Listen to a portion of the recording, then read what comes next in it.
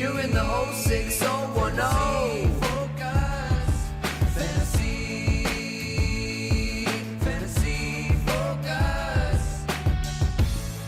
Hello and welcome into a Thursday, October 24th edition of the Fantasy Focus Football Podcast presented by Boost Mobile. I'm here with Mike Clay and Field Yates. My name is Daniel Dopp. You know how this works, okay? Early fumble, you're on the bench. Yep. That's exactly how that works. Field, take over. The rest of the show? Yeah, it's like a running back. Here's the good news, Daniel. We're not live, so you can try it again. Okay, all right, here we go. great. Ready? In 3, 2, 1. Hello and welcome into a Thursday, October 24th edition of the Fantasy Focus Football Podcast. Bam, nailed it the second time. That was way guys. better. That Okay. was so So, much. hey, That's like, so you play for Andy Reid, basically, We'll right? tell. Hey, So- Jackson, That's it. on the audio here, just Just like cut the tone first it down. one. The No audio big part. deal. No big deal. No one's listening right now. Hey, we got a really fun show lined up for today. Obviously, Live? talking about Thursday night football. We got a couple of rematches that are taking place here in Week 8 that we're going to dive into, as well as the quarterback confidence meter. But first and foremost, Mike, you were looking sharp over there, my I feel friend. sharp. I feel good. I feel confident. Okay. And I got to say, so do you, man. Hey, I thank don't know you what it very is, though. much. What is it? I don't know. I just I feel loose and comfortable, and everything feels like it just fits. Today just fits well. You guys just look amazing. It's the throwback swag is what you guys are doing, and so the Rhodesian Ridgeback logo is tipping everybody off. That's Cisco, according to my daughter Kinlan. You guys look amazing. I love it. I love it. I don't have to sit here and espouse the virtues of Rhoback. I'm just here to tell you that, once you try it on for the first time, life changes. I feel like I'm wearing a shirt made of butter, but in I a know, good right? way. I know. It just feels nice, feels good, feels comfortable. And you got the Belichick sleeves going? Yeah, I'm going Belichick today. I'm going full Belichick. Paying homage to that new documentary that's out there. Every time I see, I haven't actually watched it yet, but every time I see a screen grab on Twitter of somebody watching that new Patriots documentary, I laugh even harder. It is just ridiculous. It is insane. But congratulations to the Rhoback Club. You guys are now a member of. And Feels great. I can't figure out why, but I was looking through Mike's rankings and I was like, damn, these feel like more accurate than ever this week. You know. It would happen specifically 10 minutes before the show when Mike showed up to the studio. I was like, something just feels dialed this week. So That's because last night I had a clear night, so I settled in, put on my Rhoback, and just updated my rankings, went through IDP, just tuned everything. It just felt good. Yeah. Just felt more awesome. confident. You guys are the We're locked in here for Week 8. We're not even getting paid for this. We're No, just no, you know what? This isn't a paid thing. This is just shouting No, out. it's just just, feels we're just fantastic. shouting out a great brand. Yeah. Yeah, it really is. All right, let's dive into a handful of things. But first, I want to start with some news. As we found out yesterday, unfortunately, Andy Dalton involved in a car accident. Sounds like everything is going to be okay in the long term. But in the short term, Bryce Young going to be back under center for these Carolina Panthers. Does that move the needle at all for anyone within fantasy football? Yes. It does. It does move the needle for Deontay Johnson, who is already facing an uphill battle this week because they play the Broncos. Pat Surtain practiced in full yesterday. He, of course, he remains in the concussion protocol technically, but it sounds like he's got a real chance of being out of concussion protocol. By Sunday afternoon, we know that he's about as bad of a matchup for an opposing wide receiver as there gets. You multiply that by the fact that it's been a totally different version of Deontay Johnson with and without Bryce Young. In the first 2 games of the season, he had exactly 6 targets. He did not find the end zone. I know he had just 3 targets this past week, but in the 4 games prior to that with Andy Dalton, he was averaging 10.3 targets per game.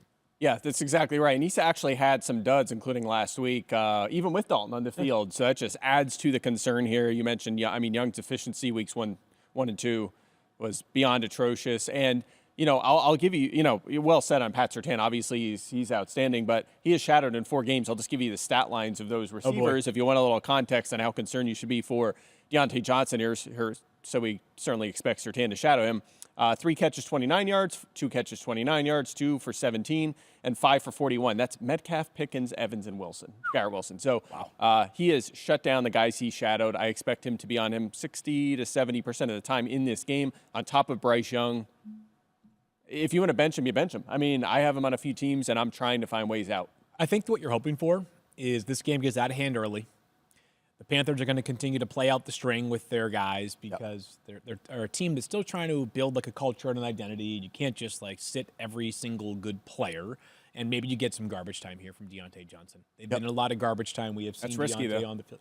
I'm saying Nick, if you are playing him, you're kind of hoping for that. That's what, yeah. That's exactly right. Beyond that, I will say this. One last note as far as Deontay is concerned is that Adam Thielen did return to practice yesterday. Saw that. So he is uncertain right now for Sunday. We don't know for sure, but that was a guy who had a 19.5% target share before he got hurt. So not that that's going to eliminate the role for Deontay Johnson. It probably impacts more the viability of Xavier Legette as a starter in fantasy football, but still one more factor that might take away a target or two per game from Deontay Johnson. Yeah, and speaking of Thielen, I don't think you rush to add him, especially with Bryce Young playing this week, and then you have to hold him on your bench throughout the next, throughout Sunday, which you want to free that bench spot up. Also, Legette may have taken that 2 job. He's a first-round rookie. This is a rebuilding team. Would not surprise me if he's out there more often in 2 wide sets.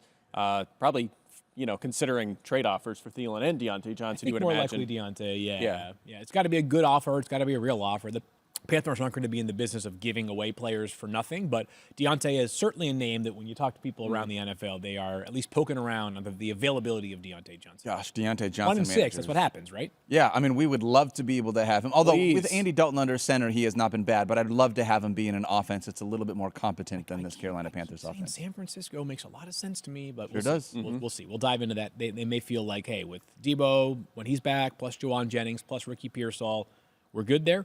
It would be a rental because they have serious cap concerns, and they've already got 2 big wide receiver contracts. That being said, he could certainly use a boost elsewhere in his for his fantasy outlook if he was traded to a lot of teams. Yeah. Also, they're going for the ring. I mean, you could say about a lot of teams, but they are they've been so close for so long. They are all out. They've got to get that way ring. more difficult next year when Brock Purdy makes $55, $60 million a year. Yeah, that cap-controlled quarterback, I mean, when you have a rookie quarterback deal, especially one as low as Brock Purdy's, man, it lets you be able to do a bunch of other things, but sooner or later the cows are going to come calling home. They are, yeah. I don't know if that's the right verbiage. I believe it's when the cows come home, but... Is that what it is? I don't know.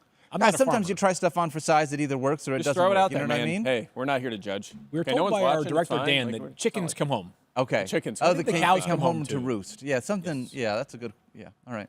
Really quickly on the other side of this, because it is the Carolina Panthers, are we all in on Javonte Williams as a top 20 to 25 running back, given what they've done against running backs so far this year? Yeah.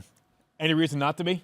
No, I mean, it's a great matchup. He has, 80-plus yards in 3 of his last 4, and he's had a lot of duds this season, but when the matchup has been good, he has delivered, and they stay committed to him. We thought that, especially last week, maybe Audric Estime gets a longer look, and he may have. That might have been the plan, but Javonte came out and looked good, and they just kept riding him throughout that game, so especially against this Panthers defense that cannot stop anyone, Javonte's in a good spot. On top of Javonte looking good last week, Audric Estime fumbled in the second half. That's right, And I saw Sean Payton. I believe it was Sean Payton. I saw a quote, so I apologize if it was not Sean. But somebody in a prominent role in Denver was talking about how Audric's got the football, carrying it around high and tight throughout the week this week, which is not like full banishment to the doghouse, but it's a suggestion that you're going to have to prove that you belong on the field for an extended stretch before we can actually count on you in a meaningful role. I feel like we need to do that in some way. Like when our rankings are real bad, you need to print out your rankings and carry them around with you and make sure. Just ring the shame Yeah, bell in something front of like you. that. We got to That'll find a way to make that work here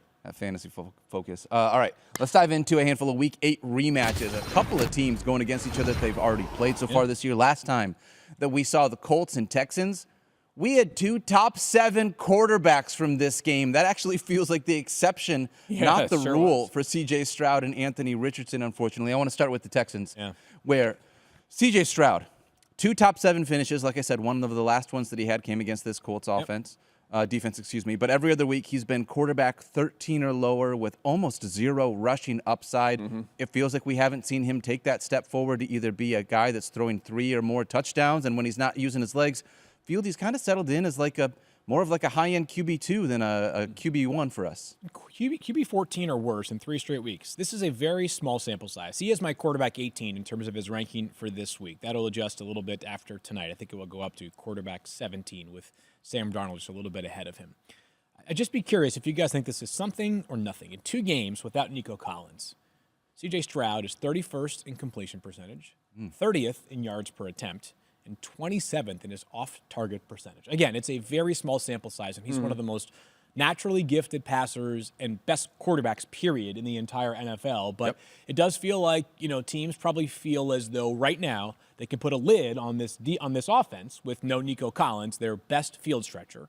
Tank Dell did a lot of that last year. We haven't seen quite as much of that so far this season, but with 26 total rushing yards over his last 2 games, as we have said many times now with C.J. Stroud, he needs elite passing yards and a couple of passing touchdowns to be a strong starter. Call that like a guy who's got a real chance to finish somewhere between quarterback 5 and quarterback 10, and that hasn't been the case of late, so I've got him as quarterback 18.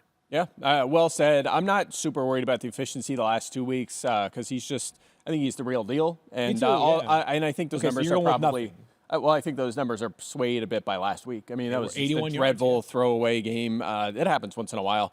I'm not too worried about that, but I have the same concerns, the exact same concerns as I had in the offseason. It's the same thing. It's just the ceiling isn't there. His best, you mentioned he has 2 top 7s. Seventh is his best finish. Yes, I mean, it's like that's where it caps out. He just doesn't have that top 5 upside. He'll have a game where he throws 3 or 4 touchdowns and 300 yards and maybe falls into the end zone for a quarterback sneak touchdown or something, and he gets in QB3 or something. But you need everything to go right for that, and it's just not going to happen that much. So he's a QB2. I am actually in a dynasty league with you guys where it's a super flex league, and my 2 starting quarterbacks are Jordan Love and C.J. Stroud. And this week, I have made the decision to bench C.J. Stroud in order to play Bo Nix at my starting quarterback spot, which took a little bit of mental fortitude, to be honest, to hit that button, knowing the difference between those 2 quarterbacks. But I feel like with what we've seen from Bo Nix, also that matchup against the Panthers, feels like, all right, maybe this is the week that I give it a shot. So I just want to say to anyone else that's out there that might be thinking about benching C.J. Stroud, it might feel weird, but I am also going to give it a shot here. Sounds like a support group for C.J. It kind of feels like it. Right? Well, it could be worse. I'm picking between Geno Smith, Russell Wilson, and Justin Herbert. So Yikes. Those are good. I mean, I think your team is trending up right now. That Dopp. Geno You're Smith, the defending champ. My skill guys are great. My quarterbacks, I can't solve. You're the defending champ in that league. You should feel like, your guys perform to expectation, and your team is going to be a very tough out. Yeah, I hope so. I hope so. We'll see. Need them QBs to get rolling. Speaking of skill position players, in spite of the fact that C.J. Stroud has felt like a down quarterback for us here in fantasy, we're still all in, obviously, on Joe Mixon, top 3 running back so far this year. This week for us. And both Stephon Diggs and Tank Dell, even though Tank Dell had a goose egg last week, still have him as a low-end wide receiver 2 or high-end flex play. Yeah, again, if you want the good with Tank Dell, it's in the 2 games that Nico Collins has sat. He's got a target share of 29% and 21.1%. So while he had 0 catches last week, again, Mike mentioned that last week was such an abomination for C.J. Stroud in the passing offense that 4 targets was enough to get Tank Dell to a 21% target share. 4 targets. They did not throw the football that much at all last week. No surprise, it was a quiet day for pretty much every Texans pass catcher. Yeah, he played 72% of the snaps in that game. That was basically the same as the prior week, and very similar to what he's played even when Nico was on the field. His role really hasn't changed other than he's targeted more often. I know, again, last week was down in terms of production, but the week before he had 9 targets, 7 catches, 57 yards, and a touchdown, and that's closer to what we would expect most weeks. Also, Colts, you look at their raw stats, they're mid-pack against wide receivers, but the 5th highest YPA and the 7th fewest wide receiver targets faced. That's why the numbers are a little lower mid-pack, but they've allowed the 5th highest YPA. So I view this as a good matchup for Dell and Stephon Diggs. Love that. What about on the other side? When we look at these Indianapolis Colts, we have had 1 week in which Anthony Richardson was a top 5 quarterback. He's going to timeout. He was quarterback 4 the last time they played the Texans. Every other game since then, he's been quarterback 22 or worse. It doesn't feel like we're watching his passing game get any better, and he's really not utilizing his legs in a way that's going to elevate his floor. It's been a really vexing season. I understand he's been banged up as well, but this is not what we expected from Anthony Richardson. Yeah, the good news for Anthony Richardson is if you're somebody that hasn't yet listened to the podcast since the Monday after the week 1, you still think of him as like this elite fantasy quarterback. Yeah. And I'm going to take this one on the chin right now. Rather than being stubborn and telling you we got to keep, I said last week, you're either in or you're out. And I was in. For now, I'm out. And it sucks. It really sucks. Yep. But you know what stinks? Anthony Richardson is a passer. This stinks as a passer right now. So he's quarterback 23 for me this week. He's got 3 straight starts as quarterback 22 or worse. There was another game in there that he started and did not finish, so I discounted that one. 31st in completion percentage, 31st in off-target percentage, 31st in completion percentage over expected. So if you're looking for a silver lining, you mentioned the quarterback 4 finish against the Texans all the way back in week 1. He did have 14 rushing attempts last week. But this is not one where, I'm going to be stubborn and tell you, keep doing it because the Colts are going to figure it out. It's more, if the Colts figure this player out and maximize him, we can get him back into the conversation because despite how crappy it's been, he does have 3 starts in his very young career with 20 or more fantasy points. Right, and you mentioned he has had one good game this year, week 1, and that was against Houston, baby. Houston Texans. Yeah, and that's who, of course, they're playing, as you can see in the graphic. So maybe there's something there. I think there was some high variance connections there, like Alex Pierce had the big week 1. So did, yeah. I'm not getting too carried away on that. 9 completions, I should say. Yeah. By the way, Houston top 10 in fantasy points allowed to quarterbacks, but again, it's a similar stat here. They've actually allowed the 4th fewest yards, but they've allowed the 15 passing touchdowns, which is second most. That's somewhat fluky. Again, if your efficiency is good and the yards are down, that's going to level out over time. So I don't view this as a good matchup. If he doesn't play well, I mean, I guess let me say this. If he does play well, in my mind, it's in part because you mentioned Field. I would manifest the idea that he's utilizing his legs. 14 rush attempts last week. Yeah. We're going to hope that that continues as a part of this. But I haven't seen enough with how bad he's been as a passer to be able to trust any of the pass catchers in this offense with both Michael Pittman and Josh Downs. We've seen Josh Downs look really, really good with Joe Flacco under center. I did not do that well. Flacco! But I don't think that I can do either one of them this week. I've got both of these guys outside the top 40 at the wide receiver spot. Are you guys in the same spot? Yeah, yeah, same. I am. How about receiving lines in 4 full games with Anthony Richardson, 4 Josh Downs in his career? 3 for 30, 2 for 34. These are catches and yards, obviously. 3 for 22, and 1 catch for 3 yards. No touchdowns. Yowzers. Hasn't cleared 7 targets in a game. Actually, 5 or fewer in 3 of those 4. Atrocious. That's 4.5 fantasy points per game. With Joe Flacco this season, 19.2 points per game. So from 19 to 4.5 is the difference here. He was wide receiver Absolutely 100th last week. Yeah, can't start him. Nope. Can't start him. Nope. Pittman, you can, it may be that your roster construction is such that he may have to play for you, but just buyer beware. Over the 2 games since Anthony Richardson returned, he has 6 total catches for 98 total yards. He did find the end zone in the first game, but he has just 10 total targets. Remember last year, Pittman, 10 targets was like the floor between every single game. So we have a very different version of Michael Pittman this season. Yeah, under 10 fantasy points in all 4 of his Richardson's 4 full games. I will say this, though. I'm going to have a lot of these nuggets throughout the show because you guys saw a graphic I posted yesterday, which is on social, which is strength of schedule so far for each position and then what it is going forward, which gives you some interesting things. You're like, oh, wow, that guy had a really hard schedule so far, but now one of the easiest going forward. So I kind of jotted a lot of those notes down. And as it applies to the Colts receivers, the second hardest wide receiver schedule so far, it's mid-pack going forward. So maybe it lightens up a little bit, makes things easier. Maybe it's easier for Pittman and Downs to get open. Maybe, allows more efficiency at least. So something to keep Little optimism, okay. Yeah. Question. You said you posted it on social. Where at? On X. You have an X account? I do have an X account, yeah. I know it's I'll not. follow. Let me see. He's Where that is it? thing. Like, what is that thing? Like, you only argue up, or what's the thing? Like, so he only engages with people who have more followers than him. That's what it is. And I'm like, I have probably a third of what you have, What is your handle? Fieldy at Fieldy. It sucks. SUX. SUX. SUX. That's it. Yeah. Oh, there's some great content in here. Immediate follow. Thank you.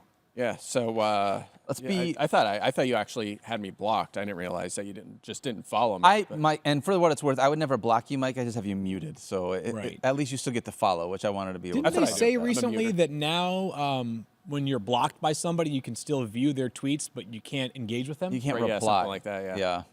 I feel like blocking needs to be renamed something then. I mean, they've renamed everything else on that app. Why not? It's a different. You're shading them. Yeah, something like that, or yeah. I've always just muted over block because then people could scream into the void, and I'll never see it. So I always go with the mute anyway. Nothing wrong with that. Okay. Speaking of screaming into the void, I want to head to the mailbag because I think Michael Pittman Jr. managers have been doing that basically all season long.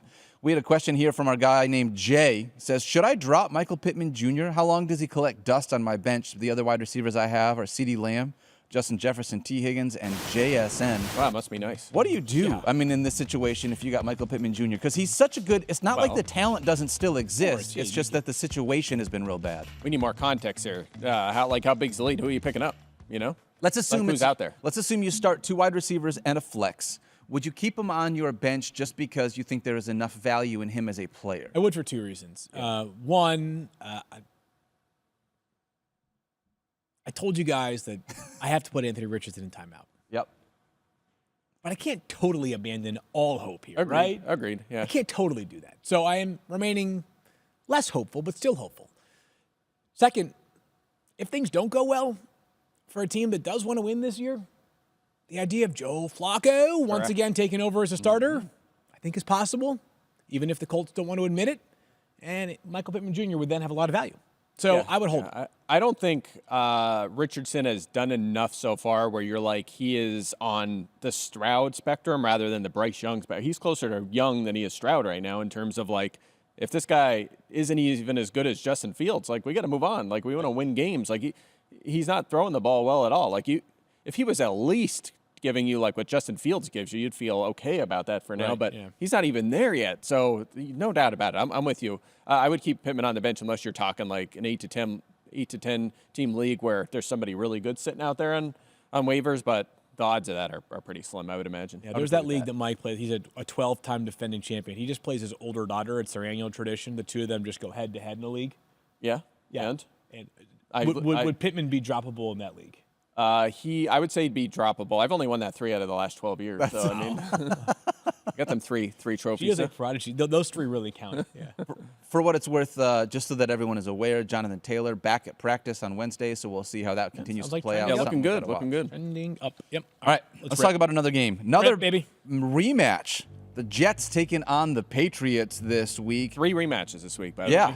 We got a couple of guys that we can talk about in this one. Last time that these teams fought against each other, Drake May was not really a starting quarterback. He played mop-up time. Sparingly. Sure did. Exactly. But what we've seen, Field, and we've mentioned it a couple times this week, the last 2 weeks have looked really good with Drake May. How are you approaching him in week 8? Not starting him in a 10 or 12 team league or even a 14 or a 16 team league. He is further down my ranks than that. But I want to say this about Drake May, and then I'll stand down. You guys can dive in with whatever else you have to say. Drake May has a chance over the next 2 weeks to prove himself as a low-end QB1 for the rest of the season. Because if he gets the job done over the next 2 weeks, the questions go away. The Jets and Tennessee. Yeah. If he gets 18 to 20 fantasy points in both of those games, then we're talking about a top 10 quarterback. Yeah, I mean, no doubt about it. If he proves the real deal like C.J. Stroud did last season, and we're talking about a streaming option every week or back in QB1, no doubt about it. I'm more pessimistic. I mentioned this yesterday. All 5 of their touchdowns the last 2 weeks have been passes. That'll level out a little bit. I know he's played pretty well, but also looking at strength of schedule, they have the 3rd hardest schedule for quarterbacks going forward. This is all based on fantasy points allowed so far this season. Interesting, though, how good? Well, the Jets' pass defense has been beat up by injuries. They were missing 2/3 of their corners last week, but they've had back-to-back games now where the quarterbacks have put up big numbers against them. So perhaps in like super flex, that gives May an opportunity in this one. But I'm at where am I at 25? So I'm even in super flex. I think he's borderline at best as a starter. I'm leaning on the pessimistic side for fantasy, but obviously long-term, maybe a 20-25 breakout. You love the last 2 weeks. Mike, like you said, we're going to see what happens for these next 2 weeks. This Jets game will be a big one for fantasy managers to see what they have on their team moving forward. But what about Hunter Henry, who has crushed it the last 2 weeks with Drake May as the starting quarterback?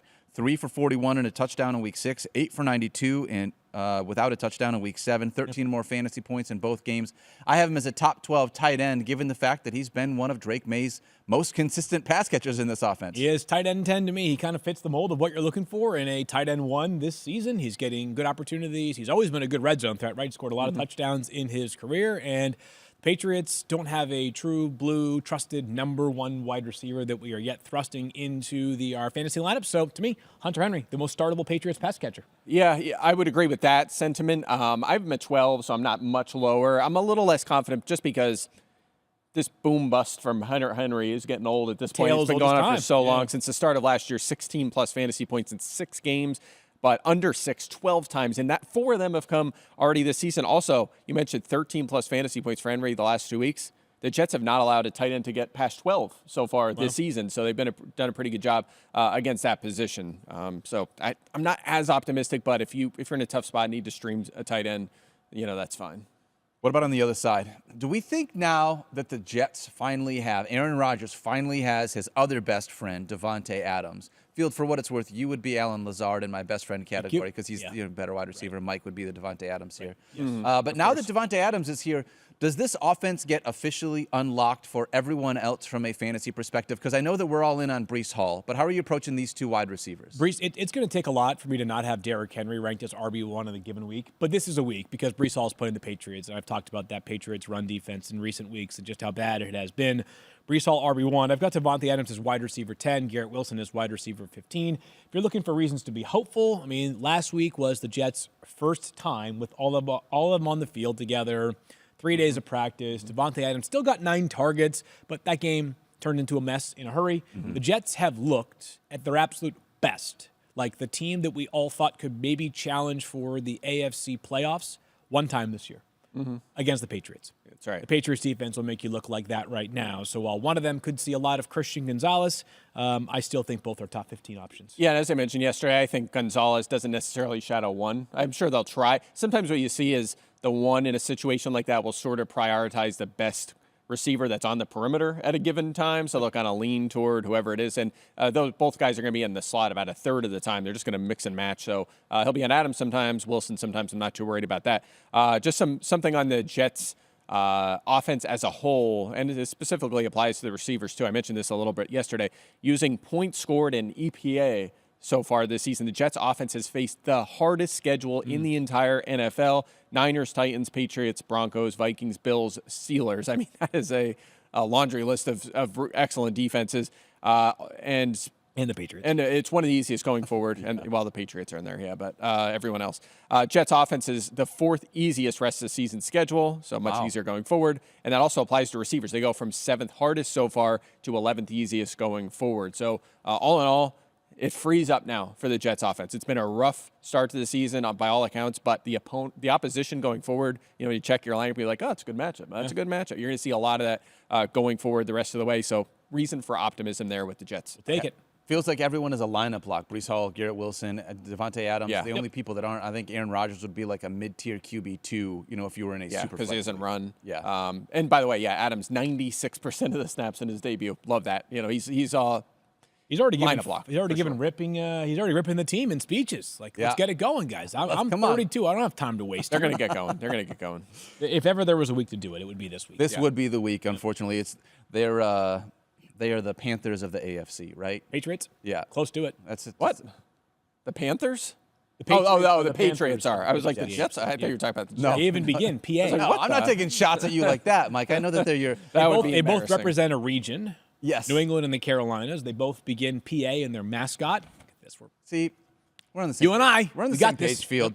All right, let's dive into the Falcons and the Buccaneers. Actually, a number of questions for this game I've got for you guys. Too, yeah. Kirk Cousins, if you remember, he had a week 5 in which he threw for 509 yards and 4 touchdowns. He was QB1 in the week against these Tampa Bay Buccaneers.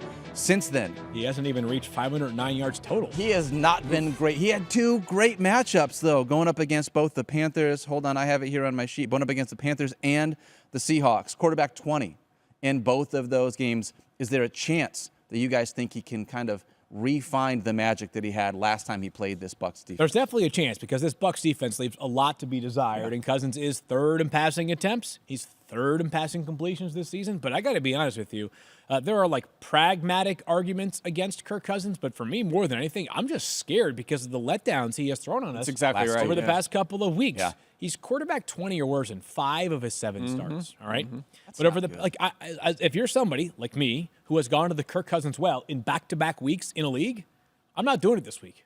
He obviously has 0 rushing. That was never a factor there, but he needs elite passing, and he hasn't given it to us in either of these past 2 starts. I've got him as quarterback 17 I've got him in 2 leagues. One, he was my backup coming into the season. The other, he's I have a couple of sort of comparable options. He ain't it this week. Yeah. It's a tough one because you feel like maybe based on what he did against him a few weeks ago, it can happen.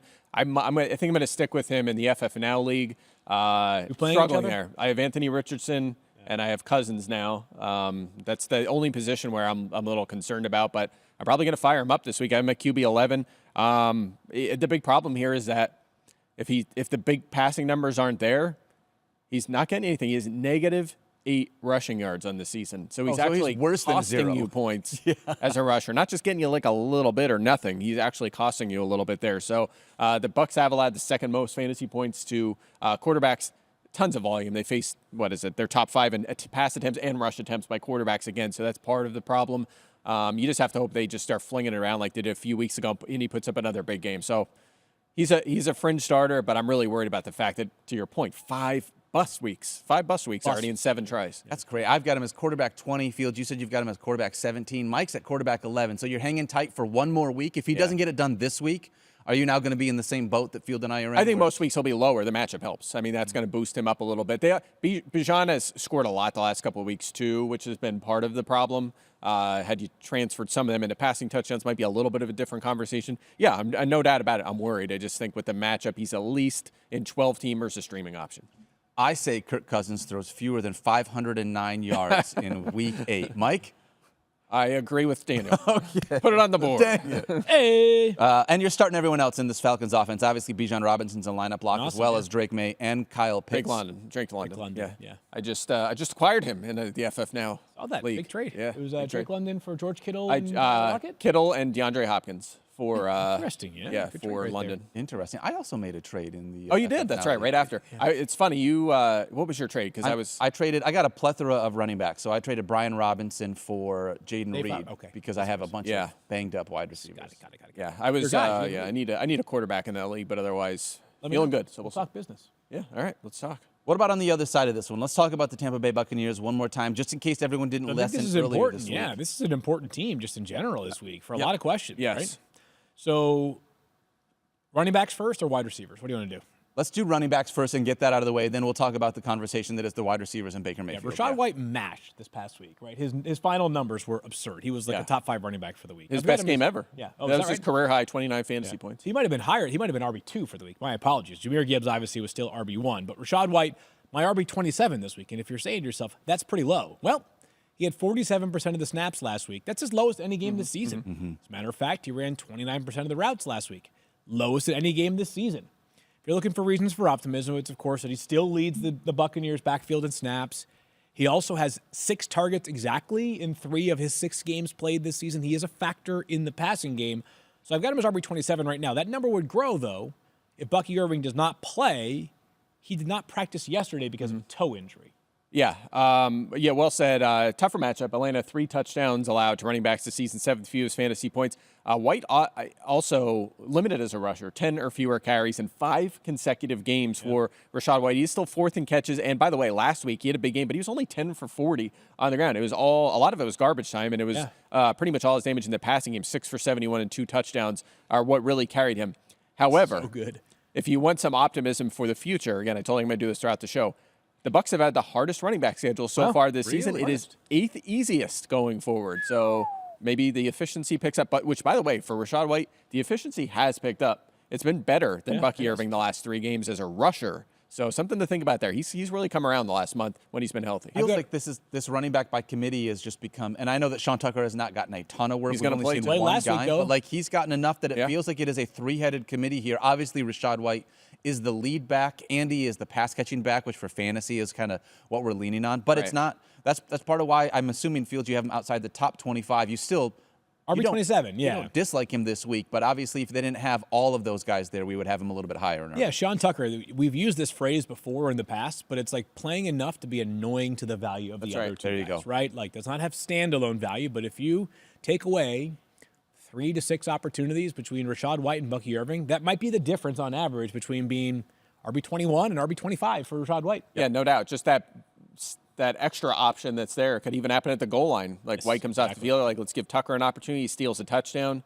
And another offense, maybe there's 2 backs and the odds are higher that he scores. I mean, that stuff matters. And that's why I'm so meticulous with projections too, making sure that there's a projection in there for Sean Tucker that he's handling 10% of the carries and 1%, 2% of the targets. That stuff all adds up. Well, speaking of projections, you can call yourself meticulous. I'd argue different. I would, though. Don't say that. I'm going to say something real nice. I didn't say they're good. I'm just saying I'm meticulous. No, about it, so. They are great projections. You are one of the best, if not the best in the business, No, Mike. not one of. The best. You are the best in the business. Well, I put the time into it for sure. So at the very least, there's effort there. Absolutely, and that's sort of what we're looking for. I want to know where that effort you think is going with these pass catchers, because when you're trying to project out this Buccaneers passing offense, obviously Baker Mayfield has crushed it. We still have him as a top 10 quarterback in spite of losing Chris Godwin and Mike Evans, though we have definitely lowered expectations. What are you thinking about for these pass catchers, though, in this offense? Yeah, so first of all, shout out to Baker Mayfield, because if you use touchdowns allowed as the identifier, the Bucs have had the hardest schedule. The Bucs offense has had the hardest schedule so far. So that makes him look even more impressive. You think about, like, I was looking at it yesterday because I was like, that is wild. Like, I would not have thought that. But the Eagles, like, he had 4 touchdowns against the Eagles. Or the Bucs offense had 4 touchdowns. I don't remember if they were all passing. The Eagles otherwise have not allowed many touchdowns. They're at like 1.8 per game or something. Like they've allowed 0 in their last 2 games. So it just, that kind of thing makes them look even better. You know, makes Giants helps. But overall, it's the I know. Yeah, no, you're no doubt about it. That's exactly right. But you look at the Bucs' entire, like all of the games they've played so far this season. Look at the defense, what they've allowed otherwise when they haven't faced the Bucs. It makes the Bucs look even better. So again, hardest schedule so far. And the Bucs, if you look at it specific to fantasy, 7th hardest for quarterbacks so far, 3rd easiest going forward. So if you're looking at Baker, like, can he sustain QB1 numbers, especially when Evans comes back? It looks like the answer to that is probably yes. But anyway, As far as the wide receivers are concerned, I'm a little concerned in the short term here for him and for the receivers. As we talked about yesterday, Jalen McMillan is a guy I view as he won the 3 job. He's a 3rd-round rookie. The efficiency hasn't been good so far. I feel like he's the guy with the most upside for now, and the guy I would choose if I was picking a flex from this group.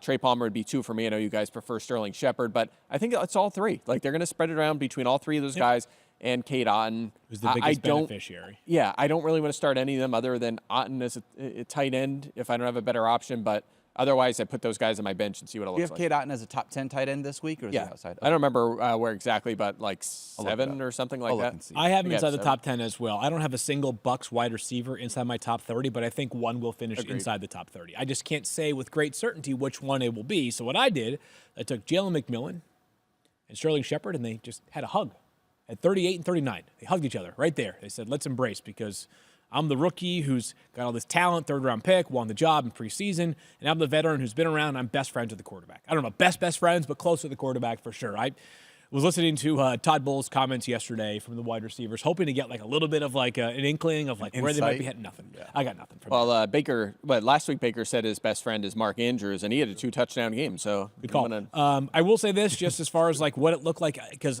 you're trying to like read into last Monday night, but I don't. There's some stuff you can take away, and there's some stuff you might not be able to take away. So this hat tip to our guy, Adam Levitan, the incomparable Adam Levitan from Established Run, who's hilarious on top of being very smart as well. He noted that there were 52 dropbacks from Baker on Monday night. Mike Evans was on the field for 10 of those dropbacks, and he gets hurt. Trey Palmer was on the field for 42 dropbacks. I don't know if they were exactly the 42 that Mike Evans missed, but he's going to play a lot. Yeah, he sure is. Jalen McMillan on the field for 31. Sterling Shepard on the field for 28. Now, of course, Chris Godwin was there for like 50 of those 52 dropbacks. Yeah, that's right, so it's hard to say, like, hey, all these numbers specific to Jalen McMillan and Sterling Shepard portend X, but we don't know what it looks like without Chris Godwin.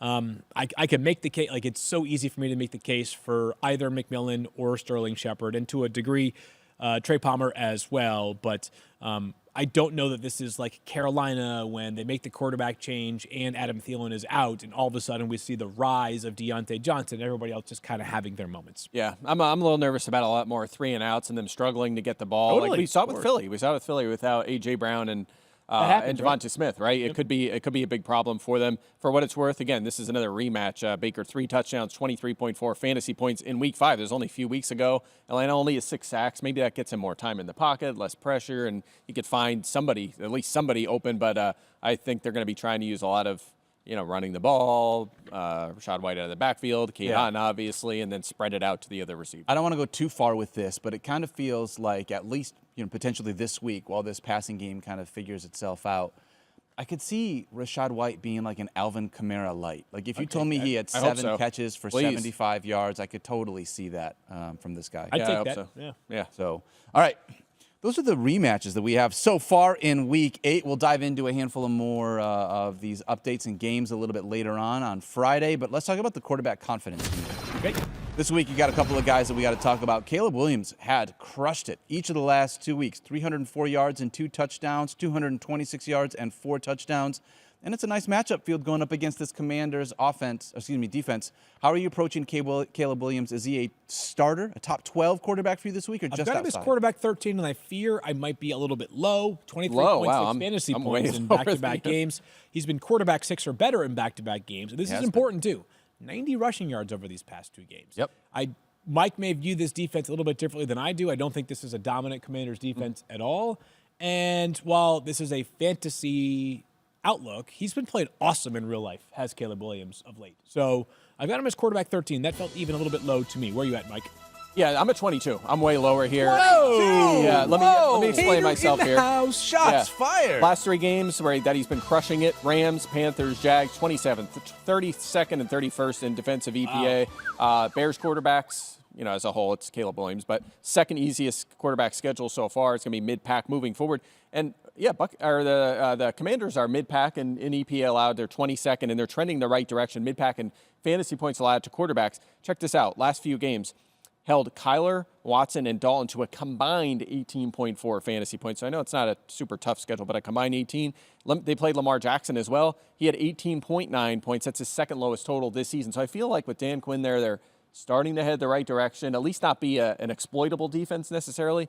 Maybe that changes here. I could be wrong, but I feel like they're showing signs that they're at least competent. So Williams, there's been a lot of bad we saw early in the season. It's been better lately with a really easy schedule. I'm not as optimistic here just yet. All right, so the difference between quarterback 13 and quarterback 22 is quarterback 16 and a half, which would make a board bet like, hey, 16 or better, I win. 17 or worse, you win. I'll take one more spot off of my side. Wow, quarterback that's 15 confidence. or better, and I win. Quarterback 15 or Done. worse, you Sure. win. Sweet. All right. I say Caleb Williams is a top 15 quarterback in Week 8. I say Caleb Williams is not a top 15 fantasy quarterback in Week 8. Put it on the board. Put it on the board. Thank you. Got him at We will quarterback revisit that 12 next for week. what it's Yeah, worth. So I'm right there with you. He's on the Felix. right side of history. All right. Do you think, and this is a little bit more anecdotal, but is there a chance that Caleb Williams and this Bears offense for fantasy has this week could be a slightly lessened output because they don't have Jaden Daniels on the other side scoring a ton of fantasy points rather than with it being Marcus Mariota? I'm not expecting the offense for the Commanders to have the same firepower. I mean, for sure, yeah. Although Mariota was awesome last I know, I that's was the just gonna thing. say Like, that. it's- Yeah, I don't know. I don't know what to make of this game. I'm going to pick Chicago if Jaden Daniels is out in this game, but you're right. Game script will be a little bit different if they're trailing. I got to tell you guys something. I have a Superflex Dynasty League, and I'm playing Marcus Mariota or Patrick Mahomes this weekend. Wow. Yeah, I mean, I can't blame you for that at all. It's just like, what do I do? At least one of them has some upside. Jesus. It's so dumb. It's so dumb. It's so dumb. I'm Mahomes an is like idiot. 0 upside right now. I'm a total dummy. I might All right. change that by saying No, dude, it feels brutal right now, and I don't want to, because I think chat gets tired of us doing this, but the idea that both Patrick Mahomes and Anthony Richardson, 2 top 5 quarterbacks coming into the season, are both outside the top 20 here in Week 8 is just such an interesting thing. No for fantasy comment. managers. Let's go to Jared Goff. Let's talk about him. Jared Goff guys has can been board bet this one. unbelievable How through high the you last got him, 3 Daniel? weeks. I've got Jared Goff. Let me see where I have Jared Quarterback Goff. 14. I have quarterback 14, which is not too bad. I'm trying not to put him too high. Taking on the Tennessee Titans, who they are a difficult defense for quarterbacks to be able to play against, but Titans have faced Josh Allen, Aaron Rodgers, Joe Flacco, Tyler Huntley, Malik Willis, and early season Caleb Williams. It hasn't been a great group of quarterbacks that they've played against. So I think I do have more expectations for Jared Goff this week. Interested to see how the Jameson Williams suspension may play into this, if maybe that means that we get a little bit more Sam Laporta, please. I hope so. Please, dear, I hope so. dear Lord, let us have more of the Sam Laporta. Belief Raymond, here he comes. That's exactly what it's going to be. And Tim Belief Patrick, Raymond. No, did you see Allen Robinson. Yeah, Dan That's Campbell right. was talking about Allen Robinson. They're not even targeting Jameson anyway. He's 9 targets in his last 3 games, so I don't even know if that matters much. How are you Jared approaching Goff him has against the been, Titans? he's been quarterback 4, quarterback 9 in his last 3 starts, I'm not Mike. buying it. But Not buying it. He's never finished better than 10th on a points per game basis. Also, you mentioned the 3 good games in a row. That's all great. How about the first 3 games of the season? 6.8 yards per attempt, 3 touchdowns, and 4 interceptions. He's just off the charts passing the last couple of weeks, but still not rushing. 17 rushing yards on the season.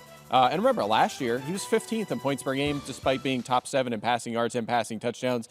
Also, how about this? Lions, 5th easiest schedule for quarterbacks so far. It is 6th hardest going forward this season. So another bit of a red flag there. So we've seen this before. Goff isn't 23 years old, right? We've been through this over and over again. He's going to have some big games here or there. It's not consistent. And I just think he's going to come back to earth and be a QB2 like he's always been.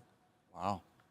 It just seems mean. He's a hater. Yeah, I don't know what to say about it. Someone has Seems to keep you mean. guys I'd level-headed. be curious if over a 4-game stretch you have the greatest completion percentage in NFL history for a 4-game stretch. Is that considered good or bad? I think it's considered good. It's considered unsustainable. That's Okay. what Wow. it is. Is that what it Listen. is? Now, to be clear, to balance things out, Jared Goff had 0 air yards during that 4-game stretch. So perhaps it is trash? Yeah, it is. See, See, perspective. And I just That's what feel matters. That's what only one of these quarterbacks has receiving game upside, and we all know that it's Jared Goff, who has already found the end zone as a receiver. I'm, so s- far I'm like, I'm sorry. Are we recapping the last 3 weeks? Or are we looking forward here? What are we doing? Like, what? I don't. Well, it's- you said that you would have said the same thing against the Minnesota Vikings, who also were really good against quarterbacks. And what did he do against Minnesota? Yeah, it was like it was He took Thanksgiving that, out there. what do they carving call up that? What do turkey. they call the horn in Minnesota? I'm not the The Gallhorn? Gallahorn, Gallahorn? maybe. Yeah, he took it and he blew it right in Mike Clay's face. That's right. Hey, yeah, whatever. We'll a see. toot. Did you say like a we're going toot? for. I love it. I actually, right when they built that stadium, I was up there for an FSGA tour, and they just had like a little railing or something, and I was like, I'm just gonna take a walk around the stadium because I was there. We had like a little event there, and I was like, I'm just gonna walk around the stadium. So I went up the steps and I was walking around, and I stepped out and I was at the horn. Really? Yeah, Did you like blow it right or when they no? opened it. No, I didn't blow it, but I was just standing there. You probably would have been escorted by security if you Yeah. had done that. Yeah. Gallahorn. Yeah, there's talk So, it I don't know, might it be a was cool. It was Gallahorn. cool. I think it's stadium. Gallahorn. Gallahorn. Yeah. Okay. How crazy is it to have a guy that's top 10 and top 5 in 2 of the last 3 weeks, top 10 in all 3 weeks, and then Mike's got him outside the top 20 Yeah, at he's the a hater. position? But we don't recap previous weeks, Daniel. No, we don't. we We just have- look forward. we You have know, hey years guys, of- hey, good news. Why don't we recap the last 10 my years? week six, Why my don't we week just pick it 3 16 games? ranks are in, everybody. Yeah, so just a heads up. No, my week 8 ranks already. You were That's just what talking we're about how here. the Eagles haven't, the past 2 weeks they haven't allowed any touchdowns. We recapping the last 2 weeks. We're talking about looking ahead. Yeah, well, that was for perspective overall. That was just an example based on the whole sample. God. So I mentioned weird. all of the Eagles games have allowed 1.8. The last Yeah. two they've allowed 0. All right, then That's let's do a dinner bet on this, Mike. Okay, What is I there got like him a at 14. You got him at 21. What do we goalpost split at? We're like in the margin of error here. Sure, I'll Quarterback. take it. Whatever you pick. 18. You want to say quarterback? He's got to be quarterback 17. I'll say quarterback 17. Done. All right. I say Jared Goff will be a top 17 quarterback in Week 8. I say Jared Goff will not be a top 17 scorer in Week 8. Put it on the board. Put it on the board. All right, we'll do an all-you-can-eat sushi bet on that one. All right, done. Sold. All right. Hey, if I get sushi, I'll gladly pay for it. That's it. I don't care. This is a win-win for me. Win if you win, yeah. That's right. Let's talk about one more quarterback. Russell be quick Wilson on this one. absolutely was awesome in his first week under center. A lot of question marks coming into that game as to why would you bench Justin Fields when he's led your team to a 4-2 start. Yeah. And Justin Fields was good for us in fantasy for what it's worth. Russell Wilson was just Even as good better. though for fantasy Yeah, managers. he was awesome last week. Was he quarterback? One? Give me Or one I on think the he was se- one. on the week. Wasn't he one? Yeah. One Or for he's the one week. for the Quarterback one season for the and- week. He threw the ball 29 times, which is a lot in that offense at least, right? And it's a great matchup. That's probably the most important part Yeah, the here, Giants. right? Is that it's a really good matchup. The Yeah. 7th most fantasy points allowed to opposing quarterbacks this season. Yeah, the Giants have the most sacks, but they have 1 interception too. So it's like it kind of offsets there. By the way, Steelers quarterbacks 5th easiest rest of season schedule. Ooh. Out of context. And by the way, Russ last year, 29 total touchdowns in 15 games. He was lighting it up in the touchdown department. At least runs a little bit. So there's something here. There could be something here. And you always trust Mike Tomlin. And I don't know if we trust Arthur Smith, but Yeah. Fields, you mentioned 7th most fantasy points to quarterbacks. They've given up at least 16 or more fantasy points to 5 different quarterbacks so far. The Giants have, so it feels like it should be a He's my quarterback 14. Just put a safe number to it. floor here. where am I at here? I'm at 15. Yeah, we're close. Yeah, we're close. Out of these 3 guys, let's talk about it with the confidence meter. You got Caleb Williams, Jared Goff, Russell Wilson. Which one are you the most confident in? And let's work our way down from there. By the rankings, Caleb Williams 1, Russell Wilson 2, Jared Goff 3. I have Russ, and then that's it. I don't care about that. No confidence in the rest. That's No, Goff and then Caleb. But I'm not starting them. I would consider in a deeper league streaming Russ if I needed okay. to. And I would say Caleb, and then Jared Goff, and then to be honest, I'd probably say Caleb, and then Russell Wilson, and then Jared Goff. Dude, you? I know. I'm trying to be pragmatic here. What? I'm trying to make sure that I'm This not. is your boy. This is I'm your not just a hero. homer. This is I like- understand he is my hero. Like, you're in a, I don't know, like, tell your grandkids about Jared's one day. That's true. Jared Goff, not Jared, yeah, not the other jewelry notable store. Jareds. Yeah. Yeah. But yeah, I'm with you. I think I'm really shocked actually, Mike, that you've got You Caleb are Williams so you low. vexed and pragmatic Goff. is what you are? Yes. Vexed and Vexed and pragmatic. Vexed and pragmatic. Those are big words today. Let's dive into a Thursday night football preview. The Minnesota Vikings taking on the Los Angeles Rams. Let's do it, baby. When we look at this team, let's start with the Rams. Kyron Williams, obvious lineup lock here. big question mark is whether or not we're going to have Cooper Kupp.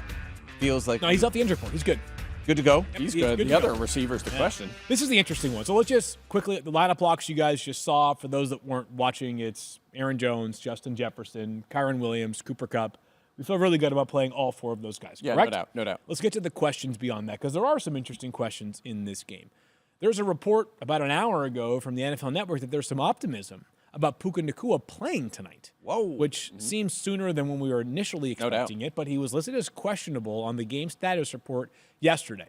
In a world in which Puka plays, are either of you playing Puka tonight? I'm going to follow this one very closely, reporting-wise. If he's going to be limited, I would expect him to be limited. He's been out since week 1. That's a long time. And to just come back to practice this week, first of all, I will be surprised if he's active for this game. That's number one. Number two is I'll be even more surprised if he's active and is a full go in this one. Yeah. I have him on a ton of teams. Yeah, it's same. been hurting me for sure this year. That's just not having him in that spot at wide receiver. I want him to be back to 100% and in my lineup. I'm gonna have a hard time putting him in if he's active tonight. I just I'm feel going to like hope he doesn't go. To be I, honest, I said the same thing before the show to Field. I almost hope he's out and get the 10 more days and come back. to full agreed. go. I don't want him to Because I don't wanna play. re-aggravate anything, especially because it's a Thursday game. If this was a Sunday game and he maybe had more practice ramp up, but I don't think that, in spite of the fact that I probably need him in a handful of spots, especially because there are no teams on bye this week. Yeah. You ideally have the full complement of your bench, so I would rather not play what I think would be a limited Puka Nacua. Also, on the plus side of all this, even if he does play and you don't play him, he's back, right? Like it's Love to like hear that. Yeah, that's you the good have news. like you're going to have him ostensibly for the rest of the way. So I thought there was a chance it was like, hey, we're 2 to 3 weeks away from Puka Nacua returning. So the fact that we are talking about him playing as soon as week 8 is interesting. I don't have a number to it yet. Like he's my wide receiver 37 or whatever, but hate to do this. Check the ranks later on today. It's the best way to decide between Puka and some other wide receiver. Yeah, I'm guessing I will rank him as a flex if he's active for this game. But I'm hoping we get a report from someone that says he's only playing 15 snaps, or Bless you, Daniel. or he's full go. That Like, report from the NFL Network did say it was not going to be. The suggestion was it would not be full go. So yeah. we'll See, follow it I'd have a closely. hard time. Update the I'd have- projections accordingly. The Rams have to decide by 4 p.m. Eastern time whether to activate him to the roster or not. That's question one. Other player that might return tonight is T.J. Hawkinson. He also would need to be activated by 4 p.m. Eastern time today. This is different, just not because you have a guarantee that Hawkinson will return and play a bunch of snaps, but you may have been able to find an option for Puka that's at least sufficient to carry you over for one more week, given how bad tight end has been. Yeah. Would you play Hawkinson tonight if he plays? I absolutely would, and it would depend on who I have been filling in, for T.J. Hawkinson. But if you tell me that you've been rolling with a Pat Fryermuth or someone like that, That's exactly who I've been rolling with. it's on like, Hawkinson. yeah. I mean, I would go, especially because Stephania has given us a lot of confidence that once T.J. Hawkinson is back, there's not a ramp-up period. He's just going to be back and 100% good to go in this offense. And given what I think this offense needs and what we need, and especially in the tight end spot in our fantasy teams, I would be very good to be able to play T.J. Hawkinson tonight if he rolls. It's an interesting one because Hawkinson wasn't like he got hurt in week 1 and was your tight end 1. He was pretty much drafted as your tight end 2 in basically every league, so you probably have a better option. I mean, most of those guys we drafted as tight end 1s at this point are healthy now, and we're probably feel confident in most of them, right? You think about like Ingram and Njoku and all the top, McBride and Kelsey now. I mean, maybe if it's like Andrews or Goddard, someone like that, maybe. But I feel like you hopefully don't have to. Would you play Hunter Henry or would you play T.J. Hawkinson? I would go Henry. Yeah, I'm ranking. What do I have? I have Hawkinson. I don't have it here, but like 18 or something like that. I've got him as tight end 14. Wow. So, and Yeah. I literally I have him in 3 leagues. 2 of them I have Pat Fryermuth. The third is the War Room at 16 teams. So I've got Colby Parkinson, who, if Hawkinson plays, and Cooper Kupp and Puka Nacua play, I probably will play Hawkinson just I would because agree with that. Parkinson's I would agree with target's likely to shrink with those 2 wide receivers. Let's say that to start the season, because you knew T.J. Hawkinson was going to be out, you drafted Mark Andrews and then T.J. Hawkinson. Are you rolling with Mark Andrews or T.J. Hawkinson? I think I have Hawkinson a couple spots ahead. That's a toss-up, though. Again, I laid this out yesterday. I am not. I'm Not back buying on the Andrews. Mark Not back on Andrews hype. It does seem like we're going to have Aaron Jones. He's back at practice. Looks like he's going good to be good to go off for the this injury one. report as well. So I'll just say this quickly on Hawkinson is that whether he plays tonight or doesn't, there's a real window here for somebody to emerge as like amongst the most trusted tight ends in all of fantasy. Yeah, no doubt about So it. Also for the rest of the because- season, you might have a top 6 option or top 8 option. Yeah, and also another reason for that is Jordan Addison is not, as first round receivers often do, he has not emerged as like a high volume sort of player. He just can't get that target share. And that was the case even when Jefferson was out at times last year. It hasn't happened this year. He's exactly 4 targets in all but one game. And the game he had 8 targets. He had 30, I think it was 36 yards in that game. So it just hasn't happened yet for Addison. He's been fine, serviceable, but not a guy that's really emerged into a star target monster by any Sophomore means. wide receivers have been kind of confusing this year, right? Because Jordan Addison, we had high expectations for. JSN, we were hoping was going to do a little bit more. Zay Flowers is kind of up and down. And Totally. Great Quentin call. Johnston, it's been. I think Flowers is legit. I'm with you on JSN. It just hasn't, especially for such a high volume offense where they're dominating all the passing counting stats. And where is he? But it's going to have to happen this week with no Metcalf. It has to. Any other questions, like guys you think are like fringy for this game tonight? I feel like we've covered the 2 biggest question marks are the injured guys, right? Agreed. And how you'd approach them. I So we think laid it out. I would just say if Kupp's back and Nakua's not, Tutu Atwell's the only guy in a deep league you're considering just because he has had 4 straight games with a 20% or higher target share. Unfortunately, he has 0 touchdowns in 0 games over 13.3 points. So, again, 12-team league flex option. There's not much of a ceiling there for Atwell. He's probably the one. Yeah, rest of it feels kind of chalky, which is kind of what I want for Thursday Night Football. I don't want to feel like I'm having to make really tough lineup decisions for a Thursday It's a night fun football. little game, though. Minnesota It is a going good game. into LA. LA. Sam Darnold's come back to earth a little bit the last couple weeks. Big game for him. It's gonna be a lot of fun. Who are you taking in this one? I'm taking the Vikings. I'm surprised we haven't gotten some reporting, and it's a little before 11 on the East Coast on Hawkinson one way or the other, only because it's such a big name, right? Huge I name. thought we'd have. I don't know if the lack of clarity makes me think he's more likely to play or more unlikely to play. Yeah, I feel like we haven't heard anything about Tyler Higbee either on the other side, who's not much of a Sounds like he's a fantasy ways guy, away, but he had the late season knee injury as well. Yep. Yeah. Well, if you want to have a little bit of fun while watching this game tonight, we got a fantasy-focused parlay for you as well. They've been hitting recently. They've been hitting. I got a couple. 2 out of 3? Yeah, I don't know. 2 if out we of did last 3, week. 2 out of 4 maybe. We got Kyron Williams and Aaron Jones each to record 70-plus rushing yards, as well as Justin Jefferson to record 70-plus receiving yards. That was plus 425. It is now plus 550 over there at ESPN Bet. Go check that out if you're interested in doing a little parlay. How about Aaron Jones, too? Vikings running back. Second hardest schedule so far this season. He's been crushing it for sure. He listened to the podcast in the preseason. That's it. You know what I always say about older running backs? Gotta get them. There's Back him like- up, oh. baby. I know. Him, That's- Derek, you always Henry, say that. Saquon Barkley, they're all showing Yeah, you up. there's a couple. What's interesting is like Henry. It was like, yeah, he's older, but the situation's good, so we still like him. And like Barkley, I was in on. I loved him this year. Aaron Jones, I was not. That's an L. Me for too. Sure. I was definitely out on Mixon. Aaron I liked in Jones. Houston, but so Aaron Jones is the guy that's defied the odds so We'll far. see. We'll see. Long season. Yeah, it is all see. But career high target share for him there. Yeah, It's been unbelievable. getting the Honestly, volume. are you going to start thinking about that moving forward where it's like, man, I got to stop being so mean to old guys? No, because the ones that I did like, are holding out. Like Alvin Kamara was in my in the play or in the the ultimate draft board. Like he was my favorite 4th round target. So I don't know. It's gone about as expected, but a couple of the guys are doing a little. There's better than always a expected. few of those guys every Aaron single Jones. year. It's, we'll see. One last Hawkinson note now that I think about it, the team did release Robert Tonyan yesterday. That's a sign. Now yeah. they could bring him Yeah, they back could. to the Yeah, practice you're squad right. and just elevate him tonight. So again, I'm not saying that's like an absolute tell, but maybe a bit of context that suggests there's a chance. Yeah, sometimes they tip him off. Like last week, we weren't sure about Rashad White, and the Bucs did not promote DJ Williams, the running back. So you're like, oh, well, that probably means they're not going with 2 tailbacks usually. So agreed. there's always stuff like This that. may be a dumb question, but is there anything to the idea of like there's been some trade rumors potentially around Cooper Kupp, potentially changing teams? I don't know how accurate or real those trade rumors are. And why would you bring him back for the very first game? Do teams need to see that he is the Cooper Kupp they're trading for in order to decide to make that deal? I've always felt like in my experience in the NFL and then talking to people now as they're on the inside is that like there are some untouchables. But if someone's going to call us on a guy, like we can't. The Rams are You're not going to not 2-5, listen. 2-4. They're a team that needs a young quarterback eventually in the pipeline. Cooper Kupp's on the wrong side of 30, makes a lot of money. If someone makes you an offer you can't refuse, I don't think they're in this year in which it's like, well, we can't give up Cooper Kupp because we're going to win the NFC West. It's like it's possible because that division's kind of been turned upside down.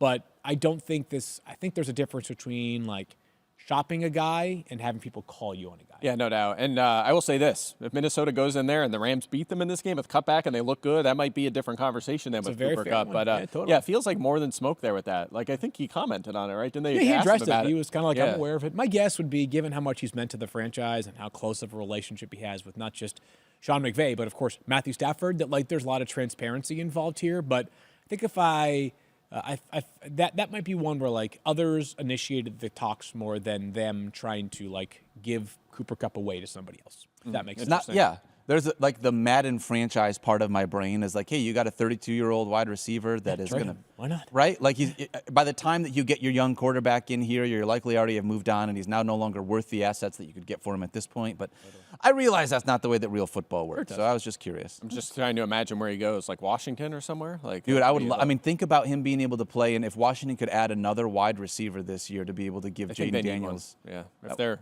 going to make a run at it, yeah. Why not?